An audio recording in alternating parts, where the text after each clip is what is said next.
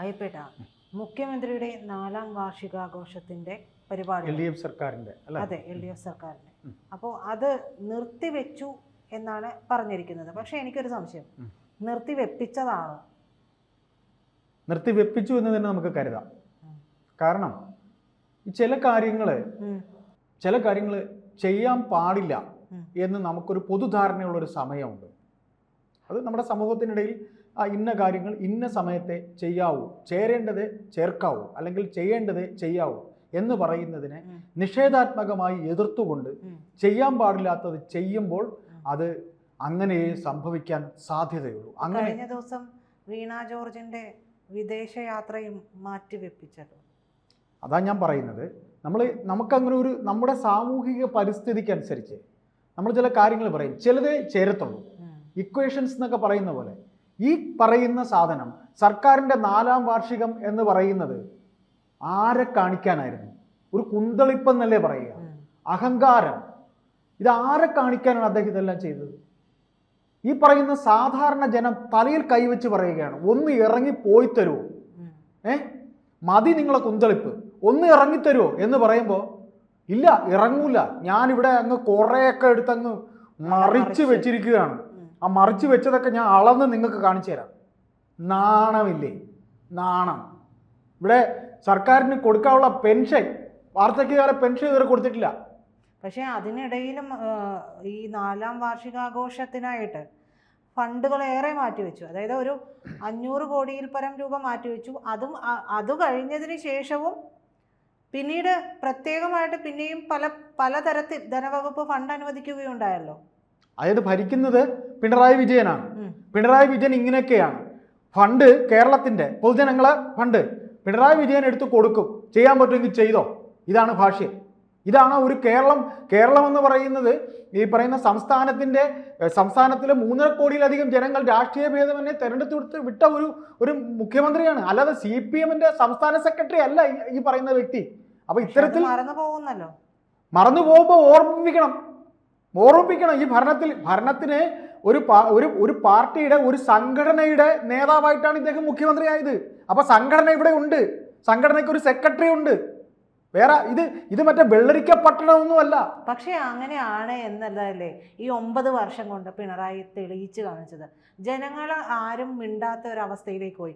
ഒരു പ്രതിപക്ഷമുണ്ട്, ആ പ്രതിപക്ഷമാണെങ്കിൽ വായിൽ നാക്കുണ്ടോ എന്നുള്ളത് കോലിട്ട് കുത്തിയാൽ പോലും അറിയാത്ത ഒരവസ്ഥയിൽ. പ്രജിത, ഇത്തരത്തിൽ ഏതൊക്കെ ഭരണാധികാരികൾ കുന്തളിപ്പ് കാണിച്ചിട്ടുണ്ടോ അവർക്കൊക്കെ ഈ കാലം ഇപ്പൊ ആരും മിണ്ടിയില്ലെങ്കിലും, ഇപ്പൊ കേരള സമൂഹം മിണ്ടിയില്ലെങ്കിലും, പ്രതിപക്ഷം മിണ്ടിയില്ലെങ്കിലും, ഹിറ്റ്ലർ കഥയൊക്കെ അറിയാമല്ലോ. ഇനി ബാക്കി പറയുന്ന നമ്മളിപ്പോൾ ഞാനൊക്കെ വളർന്നു വന്ന സാഹചര്യത്തിലും അറിയാം, നിങ്ങൾക്കും അറിയാം, നമ്മുടെ വർത്തമാനകാലത്തിലും നമ്മൾ അറിയുന്നതാണ്. ചില കാര്യങ്ങൾക്ക് ചിലപ്പോൾ ഒരു പരിസമാപ്തി അങ്ങ് ഓട്ടോമാറ്റിക്കലി അങ്ങ് ഉണ്ടാവും. ഒരു പരിസമാപ്തി അങ്ങ് ഉണ്ടായി തീരേണ്ടത് ആവശ്യമാണ്, കാലത്തിൻ്റെ ആവശ്യമായി തീരും. അങ്ങനെ ആവുമ്പോൾ അത് കാലത്തിൻ്റെ ആവശ്യമായി അങ്ങ് തീരും. അങ്ങനെ തീരുമ്പോൾ ഈ കുന്തളിപ്പെല്ലാം അങ്ങ് മാറും. അപ്പോൾ നമുക്കിതിൽ പറയാനുള്ളത്, ഈ അവസരത്തിൽ സർക്കാർ ചിലവാക്കിയ ചില തുകകളെ കുറിച്ചാണ്. അതിനിടയ്ക്കൊന്ന് പറഞ്ഞോട്ടെ, പെൻഷൻ കൊടുത്തിട്ടില്ല, ആശാവർക്കർമാർക്ക് ഏറ്റവും വലുത്. ആശാവർക്കർമാരുടെ സമരം അവിടെ നടക്കുകയാണ്. അതിനൊരു തീരുമാനം ഇതുവരെ ഉണ്ടാക്കിയിട്ടില്ല. തീരുമാനം ഉണ്ടാക്കൂല. ഉണ്ടാക്കണമെങ്കിൽ നിങ്ങൾ അങ്ങനെ ഞങ്ങൾ പൈസ വാങ്ങിച്ചെടുത്തോ. ഇത്തരത്തിൽ പുകഴ്ച കാണിക്കേണ്ട ഒരു സർക്കാരാണ് എന്നുണ്ടെങ്കിൽ, പുകഴ്ത്തൽ കാണിക്കേണ്ട ഒരു സർക്കാരാണ് എന്നുണ്ടെങ്കിൽ തീർച്ചയായിട്ടും അവരുടെ കൺമുൻപിൽ നടക്കുന്ന ആ ഒരു സമരത്തെ നിസാര വേതന കൂടുതൽ മാത്രമാണ് ചോദിച്ചിട്ടുള്ളത്. അവർ അത് ചോദിക്കാതെ ചെയ്തു കൊടുക്കേണ്ട ഒരു കാര്യമാണ്. അതുപോലും ചെയ്യാത്ത ഒരു സർക്കാരാണോ ഞങ്ങൾ ഇതൊക്കെ ചെയ്തു എന്ന് കാണിക്കാൻ ഇത്രയും കോടികൾ ഇറക്കിക്കൊണ്ട് ചെയ്യാൻ ശ്രമിക്കുന്നത്? പ്രീത, ഈ ആശാവർക്കർമാരുടെ സമരത്തിലെ എല്ലാ രാഷ്ട്രീയ പാർട്ടിയും അവരുടേതായ ഡ്രാമ കളിച്ചിട്ടുണ്ട്. അതുകൊണ്ട് എല്ലാവരും ഡ്രാമ കളിച്ചിട്ടുണ്ട്. പക്ഷെ അവരുടെ ഒരു വിജയം എന്താണെന്ന് അറിയാമോ? ഒരു രാഷ്ട്രീയ പാർട്ടിയെയും അതിലേക്ക് അടുപ്പിച്ചില്ല. അത് ഹൈജാക്ക് ചെയ്യാൻ ആരെയും അനുവദിച്ചില്ല. ആരെയും സമരം ഏറ്റെടുക്കാൻ അനുവദിച്ചില്ല. പക്ഷെ അവിടെയും BJP ചില കാര്യങ്ങളിലെ നിശബ്ദത പാലിക്കുമ്പോൾ ആ നിശബ്ദതയ്ക്കും ഒരു അർത്ഥം ഉണ്ടാവും. ചില കാര്യങ്ങളിൽ നമ്മൾ പ്രതികരിക്കുമ്പോൾ ആ നിശബ്ദതയ്ക്ക് ഒരു അർത്ഥം ഉണ്ടാവും. ബഹളം ഉണ്ടാക്കുമ്പോൾ ബഹളം വെക്കേണ്ടതാണെങ്കിൽ ബഹളം വെക്കുമ്പോൾ അതിനൊരു അർത്ഥം ഉണ്ടാവും. ഇവിടെ ആശാവർക്കർമാരുടെ സമരത്തിൽ CPM എടുത്തിരിക്കുന്ന സ്റ്റാൻഡ് അഹങ്കാരമാണ്. ഈ പറയുന്ന സർക്കാർ കാണിച്ചിരിക്കുന്ന അഹങ്കാരമാണ്. മുഖ്യമന്ത്രി കാണിക്കുന്നത് വൻ അഹങ്കാരമാണ്. മുഖ്യമന്ത്രിക്കൊപ്പം മുഖ്യമന്ത്രി ആകാൻ നടക്കുന്ന എന്താണ് രാഷ്ട്രീയമെന്നറിയാത്ത ഒരു ആരോഗ്യമന്ത്രി.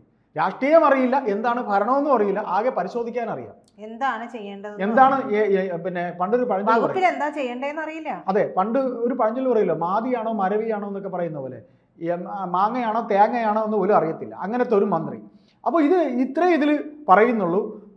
ഇങ്ങനെ ഇത്തരത്തിൽ ഈ സംഭവങ്ങൾ ഇങ്ങനെയൊക്കെയുള്ള ഏറ്റവും വേണ്ടപ്പെട്ടതായി ഇപ്പോൾ നമ്മൾ സമരത്തിൻ്റെ കാര്യം പറഞ്ഞു, ആശാവർക്കർമാർ സമരം പറഞ്ഞപ്പോൾ BJP എടുത്ത സ്റ്റാൻഡ്, കേന്ദ്രം കാശ് കൊടുത്തിട്ടുണ്ട്, തീർത്തും കാശ് കൊടുത്തിട്ടുണ്ട്, കൊടുക്കേണ്ടതെല്ലാം കൊടുത്തിട്ടുണ്ട്. അവിടെ ഇവർ ഈ പറയുന്ന പോലെ എല്ലാം പൂഴ്ത്തി വയ്ക്കുകയാണ്. കള്ളക്കണക്കുകൾ, കള്ള ഫിഗറുകളാണ് ഈ കളിക്കുന്നത്. ആ കള്ളത്തരമൊക്കെ ജനം അറിഞ്ഞു കഴിഞ്ഞാൽ ഇത്രയും വലിയ കള്ളത്തരം ഇവർ കാണിച്ചോ എന്ന് ജനം ചിന്തിക്കൂലേ, ഭരിക്കുകയല്ലേ, എങ്ങനെ കള്ളം പറയും? അപ്പോൾ ഇങ്ങനെ ഈ ഒരു അവസരത്തിൽ അത് മൂടി വെക്കാനും കൂടെ വേണ്ടിയാണ്. പല കള്ളത്തരങ്ങളും മൂടി വെക്കാൻ ഈ ഘോഷയാത്ര നടക്കുമ്പോൾ കഴിയുമെന്ന് പിണറായി വിജയൻ കണക്കുകൂട്ടി. ആ കണക്കുകൂട്ടൽ തെറ്റുകയാണ്. അതായത് കളങ്കിത വ്യക്തിത്വങ്ങളുള്ള 3000-ലധികം ഉദ്യോഗസ്ഥന്മാരെയാണ് ഇദ്ദേഹം പേറുന്നത്. 3000-ലധികം ഉദ്യോഗസ്ഥന്മാരെ പേറിക്കൊണ്ടാണ് ഇദ്ദേഹം നടക്കുന്നത്.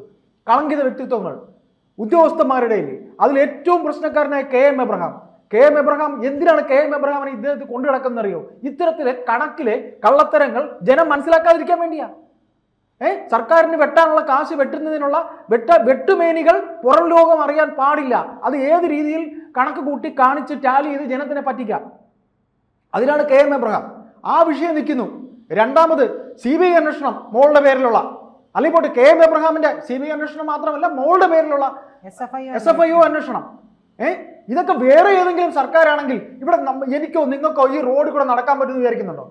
പറ്റുമെന്ന് വിചാരിക്കുന്നുണ്ടോ? സെക്രട്ടേറിയറ്റിന്റെ 7 അയലത്ത് എനിക്കോ നിങ്ങൾക്ക് പോകാൻ പറ്റുമോ? കുട്ടി സഖാക്കളെയും അല്ലാത്തതിനെയും കൊണ്ടൊക്കെ ഇവന്മാർ കൊണ്ട് നിറച്ച് എന്തെല്ലാം കാണിക്കും. അപ്പോൾ ഇവിടെ ഒരു പ്രതിപക്ഷം ഇല്ലാത്തത് തന്നെയാണ് ഏറ്റവും വലിയ വിഷയം. അപ്പോൾ ഇങ്ങനെയുള്ള വിഷയങ്ങളിൽ പിന്നെ തൃശ്ശൂർ പൂരം എന്താ കഴിഞ്ഞ പ്രശ്നം, തൃശ്ശൂർ പൂരം കലങ്ങി എന്ന വാർത്ത നിൽക്കവേ അടുത്തൊരു പൂരവും കൂടെ കഴിഞ്ഞ് അത് ഭരണത്ത് വെച്ചിരിക്കുക ഇപ്പോഴും, അല്ലേ? ആ ഫയല് ഇപ്പോഴും കഷത്തിരിക്കുക. അപ്പോൾ അങ്ങനെയുള്ള കാര്യങ്ങൾ, മകളുടെ SFIO അന്വേഷണം, എബ്രഹാമിന്റെ വിഷയം, പിന്നെ ഈ പറയുന്ന പൂരം കലക്കൽ വിഷയം, ഇങ്ങനെ വഴിമുട്ടി നിൽക്കുന്ന ജനങ്ങൾക്ക് ഉത്തരം കൊടുക്കേണ്ട നിരവധി പ്രശ്നങ്ങൾ നിൽക്കുമ്പോഴാണ് പഞ്ചവാദ്യവും മറ്റുമൊക്കെ ആയിട്ട് ഇയാളെ രാജാവാറ്റ് മുണ്ടൊക്കെ നീട്ടി കൊടുത്ത് അങ്ങനെ ആലോചിച്ച് നോക്കൂ. ശീതീകരിച്ച സ്റ്റേജിന് 1 കോടിയിലധികം രൂപ എങ്ങാണ്ടാണ് വകയിരുത്തിയിട്ടുള്ളത്, ഇല്ലേ? അതെ, കണക്കുകൾ നോക്കിക്കഴിഞ്ഞാലേ 500 കോടി രൂപ ആദ്യമേ തന്നെ അവർ മാറ്റിവെച്ചു. ഇതിനു വേണ്ടിയിട്ട് കൊണ്ട് ദൂർത്തടിക്കാനായിട്ട്. ഇവിടെ നേരെ കഞ്ഞി കുടിക്കാൻ കാശില്ല, കഞ്ഞി കുടിക്കാൻ ഓരോരുത്തർ മുണ്ടിറുക്കി കൊടുത്താൽ നടക്കുന്നത്. 2 പരസ്യ ബോർഡിന് 15 കോടി രൂപ, അതിന്റെ ഡിസൈനിങ്ങിന് 10 ലക്ഷം, പിന്നെ ഡിജിറ്റൽ ഡിസ്പ്ലേ 3 കോടി 30 ലക്ഷം. ഈ KSRTCക്ക് കൊടുത്തിരിക്കുന്നത്, റെയിൽവേക്ക് കൊടുത്തിരിക്കുന്ന 1 കോടി, പരസ്യ പ്രചരണത്തിന് അല്ലാതെ 25 കോടി. അപ്പോ പിന്നെ ശീതീകരിച്ച പ്രജിത പറഞ്ഞ പോലെ ശീതീകരിച്ച പന്തല് 1 കോടി 65 ലക്ഷം. പ്രജിത ഇതിനകത്ത് വേറൊന്നുമല്ല, മച്ചമ്പിക്കും മാമനും ഈ ഊരാളുങ്കൽ പോലെയുള്ള കുറെ ഇവരുടെ ആൾക്കാർക്കും അങ്ങ് കൊടുക്കാൻ വേണ്ടിയാ ഈ പറഞ്ഞിരിക്കുന്ന പരസ്യ ബോർഡ് 15 കോടി രൂപയ്ക്ക് പരസ്യ ബോർഡ്. സത്യം പറഞ്ഞ ചേട്ടാ, ഒറ്റ കാര്യം ഞാൻ ചോദിക്കട്ടെ, ഈ മുഖ്യമന്ത്രിക്കും ബാക്കിയുള്ള വാഴകൾക്കും കൂടെ പെടുക്കാൻ വേണ്ടി നടത്തുന്ന മറ്റൊരു യാത്രയായിരുന്നു ഇത്. ആ യാത്ര നമ്മുടെ രാജ്യത്ത് ഈ യുദ്ധ സാഹചര്യം നിലനിൽക്കുന്നതുകൊണ്ട് അത് വേണ്ട എന്നുള്ളത് അങ്ങ് കേന്ദ്രത്തിൽ നിന്ന് ഓർഡർ വന്നു എന്നുള്ളതല്ലേ നമ്മൾ മനസ്സിലാക്കുക. കേന്ദ്രത്തിൽ നിന്ന് തലക്കിട്ട് അടി കൊടുത്തു, മതി നിന്റെ വിളച്ചിലെന്ന്, മതി ഇവിടെ ലോകം കത്തിക്കൊണ്ടിരിക്കണം, ഇന്ത്യ കത്തുമ്പോഴാണ് നിന്റെ മുണ്ടും നീട്ടി കൊടുത്ത് മറ്റേ നെപ്പോളിയൻ ദേവാസുരത്തിൽ വില്ലൻ നടക്കുമല്ലോ, നെപ്പോളിയൻ എന്ന് പറഞ്ഞ നടമുണ്ടല്ലോ, അതുപോലെ അങ്ങ് നടക്കുക. പുള്ളി ഏതോ മായാലോകത്താണ് അങ്ങേർക്കത് ഭ്രമം ബാധിച്ചിരിക്കുകയാണ്, അങ്ങനെ നടക്കണം, അങ്ങനെയാണ്. അപ്പോൾ ഇതിൽ ഒന്ന് മാത്രമേ പറയുള്ളൂ. ഇതിൽ നമ്മൾ സംസാരിച്ച് അവസാനിപ്പിക്കുമ്പോൾ ഈ 15 കോടി രൂപയ്ക്ക് ബോർഡ് ചെയ്ത്, ശരി ബോർഡ് ചെയ്ത് കഴിഞ്ഞു, അതിന്റെ കാശ് കൊടുക്കണം, ഡിസൈനിങ് ഡിജിറ്റൽ 10 ലക്ഷം ചെയ്ത് കഴിഞ്ഞു, ഡിസ്പ്ലേ KSRTCക്ക് കോടി, ഇങ്ങനെ ഇതെല്ലാം ചെയ്യാനുള്ളതെല്ലാം ചെയ്തിട്ട് ഇതെല്ലാം വഴിയിൽ ഒന്ന് നിർത്തിയിട്ട് ഇത് വല്ല പ്രയോജനം ജനത്തിലുണ്ടായോ? ജനത്തിന് ഈ ബോർഡ് കണ്ടിട്ട് ഇയാൾ ഇളിക്കാത്ത മൂഞ്ചി കണ്ടിട്ട് ഇളിക്കാത്ത മരമൂഞ്ചി കണ്ടിട്ട് ജനത്തിന് എന്തുണ്ടായി?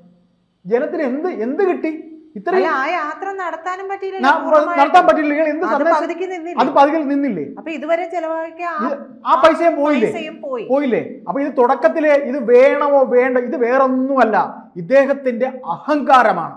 മുഖ്യമന്ത്രിയുടെ അഹങ്കാരവും കുറേ ഉദ്യോഗസ്ഥരുടെ ഹൈജാക്കിങ്ങിൽ ഇദ്ദേഹം വീണിരിക്കുന്നു.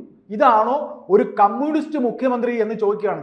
ഇതുവരെ ഉണ്ടായിരുന്ന കേരളത്തിലെ കമ്മ്യൂണിസ്റ്റോ അല്ലെങ്കിൽ കോൺഗ്രസോ മറ്റേത് രാഷ്ട്രീയ പാർട്ടിക്കും മുഖ്യമന്ത്രിമാരോട് ഉണ്ടായിരുന്നോ അവർക്കൊക്കെ നാണക്കേടുണ്ടാക്കുന്ന ഒരു മുഖ്യമന്ത്രിയാണ് ഇദ്ദേഹം എന്ന് അദ്ദേഹം തെളിയിച്ചിരിക്കുന്നു.